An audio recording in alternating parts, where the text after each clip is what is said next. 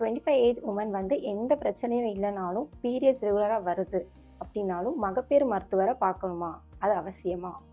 உங்கள பொறுத்தவரைக்கும் பீரியட்ஸ் வந்து ரெகுலரா வருது.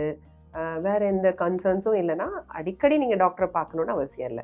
மேபி ஒரு தடவ நீங்க ஜெனரல் கன்சல்டேஷனுக்கு ஒரு மகப்பேறு டாக்டர பார்க்கலாம்.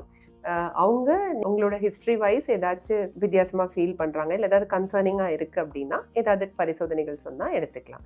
மத்தபடி ரெகுலர் செக்கப்ஸ்க்கு நீங்க போகணும் அப்டிங்கிறது அவசியம் இல்ல. நான் ஏற்கனவே சொன்ன மாரி செல்ஃப் பிரெஸ்ட் எக்ஸாமினேஷன், பேசிக் டெஸ்ட்டு, ஒயிட் டிஸ்சார்ஜ்ல ஏதாவது அப்நார்மாலிட்டி வருதான்னு பார்த்துக்கிறது, இல்ல சைக்கிள் இர்ரெகுலாரிட்டி ஏதாவது ஆகுறது, இந்த மாரி ஏதாவது கன்சர்ன்ஸ் இருந்தா நீங்க டாக்டர பார்க்க போலாம். இல்ல பீரியட்ஸ் ஃப்ளோல ஏதாச்சும் வித்தியாசம் வருது, இல்ல பீரியட்ஸ் டைம்ல ஏதாச்சும் உங்களுக்கு பெயின் ஏதாவது இருக்கிறது, இந்த மாரி ஏதாவது கன்சர்னா இருந்ததுன்னா பார்க்கலாம்.